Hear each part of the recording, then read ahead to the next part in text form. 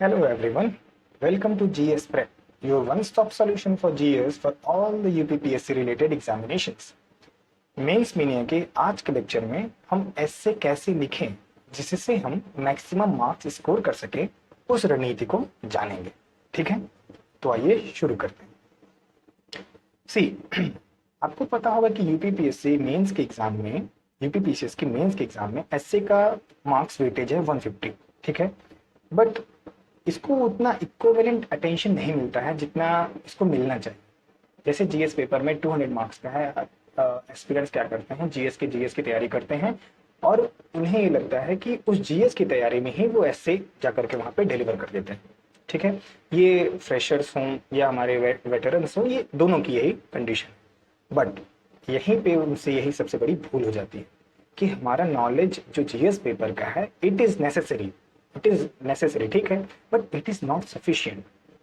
Okay, क्यों, कैसे अगर और अच्छा आप लिख सकते हैं जिससे आप और मैक्सिमम स्कोर करें मार्क्स, ये आइए हम जानते हैं। Okay, see so the topic is how to conquer the S A paper. सबसे पहले आपको पता होना चाहिए कि एसए के पेपर में 3 सेक्शंस होते हैं। ठीक है, 3 सेक्शंस होते हैं। Just a minute. ठीक है, एसए के पेपर में 3 सेक्शंस,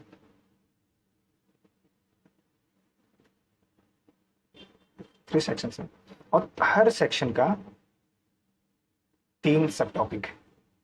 हर सेक्शन का 3 सब टॉपिक है और उस सब टॉपिक्स में हमें किसी एक एसे का चुनाव करके उस पर 700 शब्दों में 700 वर्ड्स में ऐसे हमें लिखना पड़ता है। ओके, अब ये सेक्शन की अगर आप बात करें तो ये सेक्शन कौन कौन से हैं, जैसे कि हमारे सेक्शन 1 में है, सेक्शन ए की बात करें तो हमारा उसमें सबसे पहले आता है literature and culture. Okay, literature and culture. दूसरा है इसी में, सेक्शन ए में ही है, सोशल स्फीयर। ठीक है, okay, and the third one is political sphere. The third one is political sphere. Section B में है, सेक्शन बी की बात करें अगर तो हमारे पास सेक्शन बी में है साइंस, एनवायरमेंट एंड टेक्नोलॉजी, जिसको आप एसईटी कह दीजिए, set. Okay, science, environment and technology. Then there is economic, okay, economic sphere, and the third one is AIT, what we call it, agriculture, industry and trade. Okay, AIT, ये हो गया आपका section B. So the last section is section C. Section C में आपका है, सबसे पहला है जिसको आप करंट अफेयर्स भी कह सकते हैं, national and international events. Okay, national and international events. The second part is natural calamities. Okay, natural calamities, earthquakes, ये आपका पूरा ज्योग्राफी का टॉपिक, आप फिजिकल ज्योग्राफी का टॉपिक आप समझ सकते हैं। ठीक है, natural calamities, then you have earthquake, then you have deluge, drought. Okay, drought ना। और तीसरा पार्ट इसका है, इसी में तीसरा पार्ट है, सेक्शन सी का तीसरा पार्ट है national development programmes. National development programmes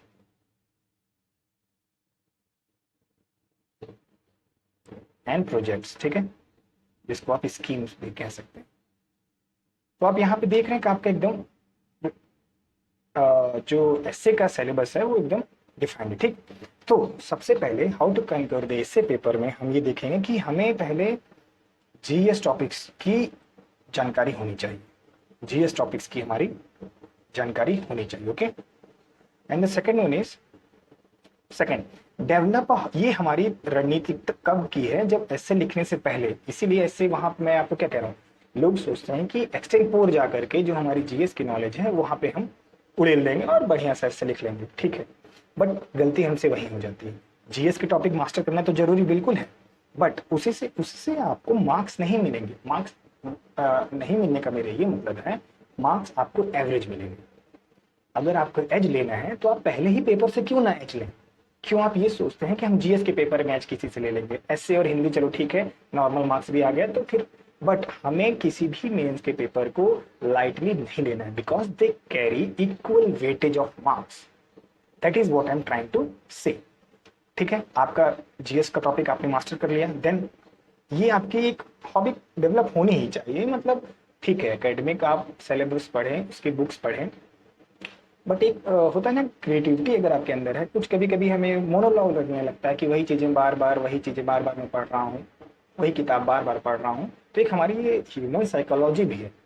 तो इसके लिए आपको क्या करना है, कोई भी non fiction book, Hindi English जिसमें भी आप लिखते हैं, जिस लैंग्वेज में भी आप लिखते हैं, उन बुक्स को उठाइए और बढ़िया बढ़िया उसको किताब को आप जो है सिलेक्ट करके आप पढ़िए, और उसमें से जो भी चीज़ आपको लिखा ये मैं यहाँ पे लिख सकता हूँ, क्योंकि आपको टॉपिक यहाँ पे क्लियरली पता है कि हाँ सेक्शन ए बी सी ये हमारा ये टॉपिक है, ठीक है। तीसरा है वही मैंने कहा कि आप उसमें से, ठीक है, आप अपने इस बुक से भी आपने कुछ कुछ कोट्स उठा लिए, कुछ कुछ एनेक्डोट्स भी उठा लिए। एनेक्डोट से मेरा ये मतलब होता है कुछ स्टोरीज उठा ली जिसको आप ऐसे में अपने इंट्रो बॉडी या इंट्रो में या बॉडी में आप कहीं भी उसको इस्तेमाल कर सकते हैं। और ये कैसे किया जाएगा ये आने वाले लेक्चर्स में आपको मेंस में आके आपको बताया जाएगा, बिल्कुल घबराने की जरूरत नहीं है। You just watch and subscribe to our channel GS prep. Okay, so अब यहाँ पे देखिए तीसरा इसी में है how to conquer the paper के सब टॉपिक है collect information from specific magazine issues. Specific magazine issues से मेरा मतलब है, जैसे कि स्पेसिफिक मैगजीन इश्यूज से मेरा मतलब है, ओके, जैसे कि जो हमारी योजना मैगजीन आती है, योजना मैगजीन की कुछ स्पेसिफिक टॉपिक्स रहते हैं,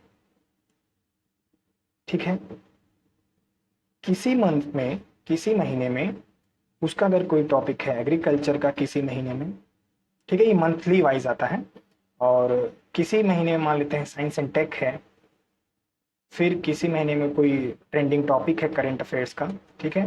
तो आप ये करा करिए, 20-22 रुपए की बुक मैगजीन आती है, पूरा मैगजीन पढ़ने की आवश्यकता भी इसमें नहीं है आपको, क्योंकि टॉपिक आपके डिफाइंड है, ठीक है। आप उन्हीं टॉपिक को इस मैगजीन से कुछ उसमें कोट होगी, क्योंकि इसमें जो लिखते हैं वो रिसर्चर्स ही रहते हैं, ठीक है, वो आपके इसमें क्वालिटी वैल्यू ऐड करेंगे, ठीक है। ऐसे ही एक और मैगजीन है जिसको आप कहिए कुरुक्षेत्र। कुरुक्षेत्र मैगजीन बेसिकली आपके जो रूरल बैकग्राउंड वाले एरियाज हैं, ओके, उसको ये कवर करता है। तो आपका जो ये टॉपिक उसमें है, जैसे ये आपका इकोनॉमिक स्फीयर में भी आ जाएगा कभी कभी, और एग्रीकल्चर इंडस्ट्री, एग्रीकल्चर वाले टॉपिक को ये काफ़ी अच्छे से कवर करता है, ठीक है। तो ये रही बात आपकी स्पेसिफिक इश्यूज ऑफ योजना और कुरुक्षेत्र कैसे हम इस्तेमाल करेंगे, ओके। नाउ नेक्स्ट वन, हाँ नाउ अगला है कि prepare a rough draft on major essay themes.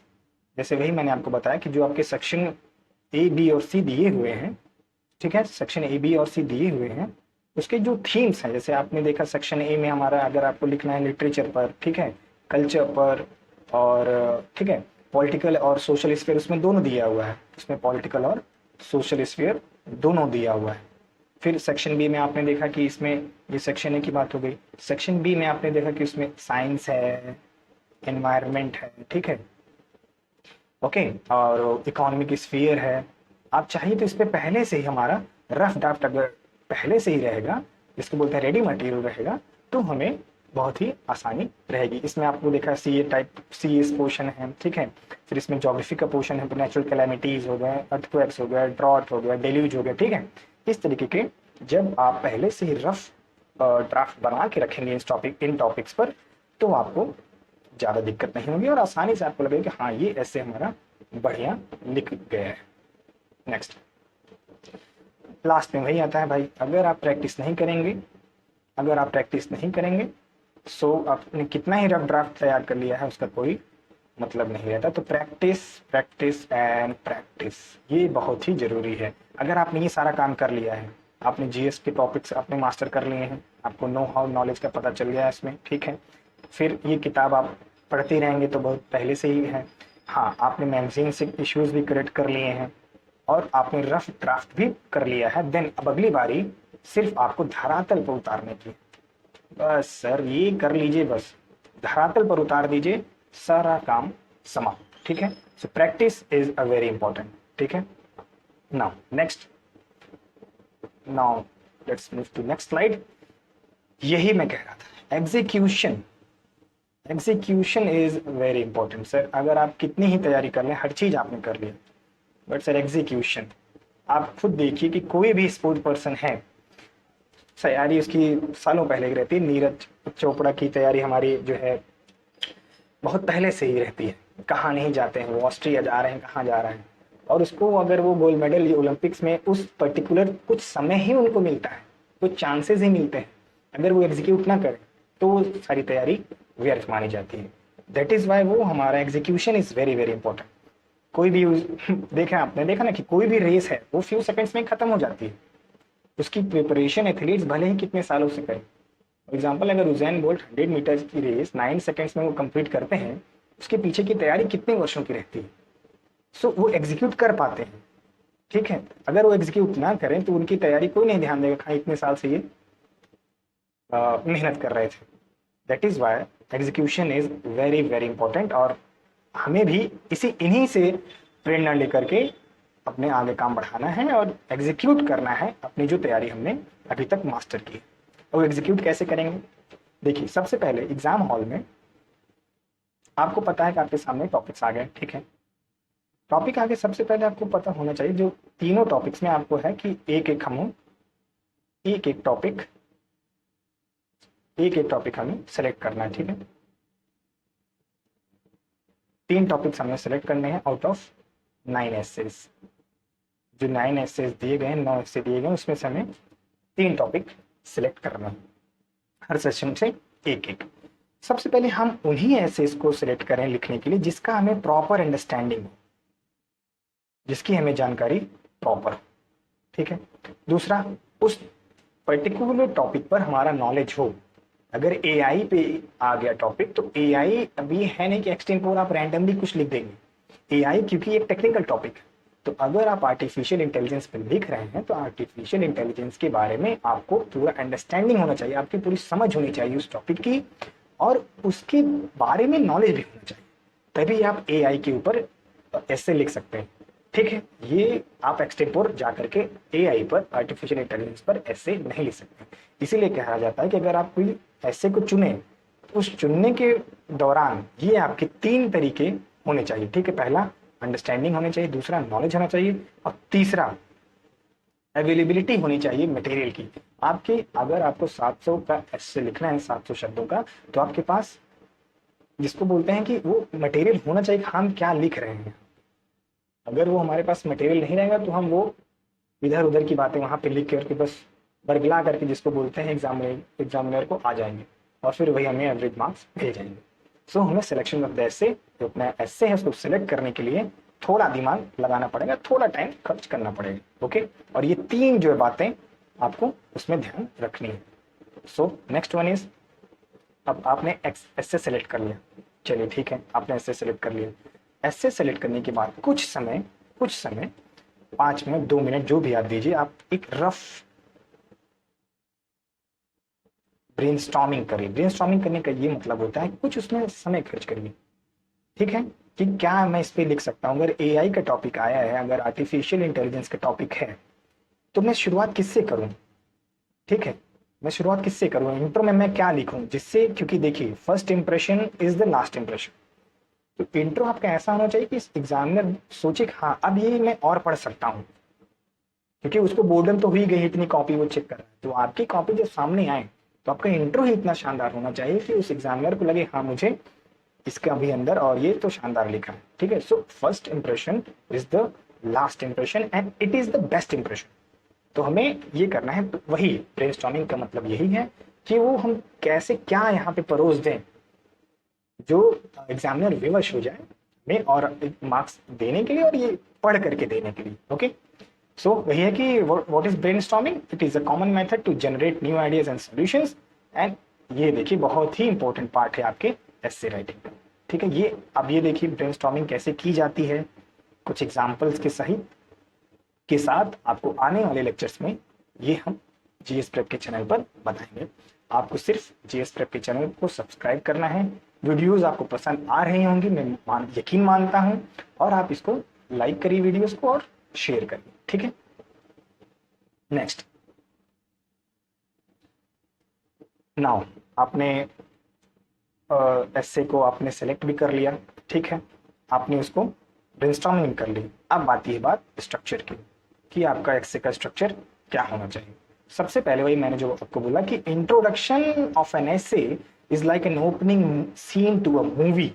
It should start strong, give a brief idea of what's coming, आने आगे क्या आने वाला है, ये एग्जामिनर को आपके इंट्रोडक्शन से ही पता हो जाना चाहिए। And make your audience wanting for more, वही मैंने कहा कि एग्जामिनर ये विवश हो जाए कि आगे ये और क्या कहना चाह रहा है बालक, वो आपको पढ़ने के लिए ऐसे विवश हो जाए। A well-crafted introduction creates that urgency and curiosity in the minds of the readers, captivating them into reading the rest of the writer, ठीक है। A splendid introduction is therefore a prerequisite of a splendid essay। जो मैंने बात आपको कही वही यहाँ पे लिखा है, इंट्रोडक्शन इज मस्ट, ठीक है। इंट्रोडक्शन बॉडी कंक्लूजन में, आईबीसी में, आपके एस्से में, आईबीसी में इंट्रोडक्शन इज मस्ट, ठीक है। सो कैसे लिखा जाना चाहिए? An effective introduction to the essay should meet 3 basic conditions. 3 basic criteria को ये फॉलो करना चाहिए। क्या क्या है वो? सबसे पहले इंटरेस्ट जनरेट करे, जो आपकी एस्से पढ़ रहा है, आपके केस में एग्जामिनर के मन में आपका इंटरेस्ट, आपके एस्से के प्रति इंटरेस्ट डेवलप हो। दूसरा, रेलेवेंट हो, जो क्वेश्चन पूछा गया है उस पे ये आपका रेलेवेंट हो इंट्रोडक्शन। ये नहीं कि कुछ पूछा कुछ गया है और इंट्रोडक्शन आप कुछ दे रहे हैं सिर्फ इसलिए क्योंकि आपको इंटरेस्ट जनरेट करना है, थ्रू आपका बैकफायर कर जाएगा, ठीक है। And the third one is it should be concise. कुछ ही शब्दों में, अगर मैं कहूँ तो 125 to 150 वर्ड्स में ही, अगर आप चाहिए 100 to 125 वर्ड्स में ही अगर आपने इंट्रो को शानदार तरीके से लिख दिया, बस आपने आगे की दिशा तय कर दी अपने एस्से की, ठीक है। सो अब आने वाले अगले लेक्चर्स में मैं आपको बॉडी कंक्लूजन और इंट्रो का एग्जाम्पल सहित आपको मैं इसमें बताऊंगा, और एस्से की तैयारी हमारे साथ आप करते रहिए। ओके, मिलते हैं नेक्स्ट वीडियो में, तब तक के लिए स्वस्थ रहिए, मस्त रहिए, एंड सब्सक्राइब करिए हमारे चैनल को। वीडियोस पसंद आ रहे होंगे, आपने अभी हमारे चैनल पर करंट अफेयर्स की और सिलेबस की वीडियोस को देखा होगा, नहीं देखा है तो उसके जाके देखिए। और ठीक है, फिर मिलते हैं नेक्स्ट वीडियो में, तब तक के लिए happy learning and thank you.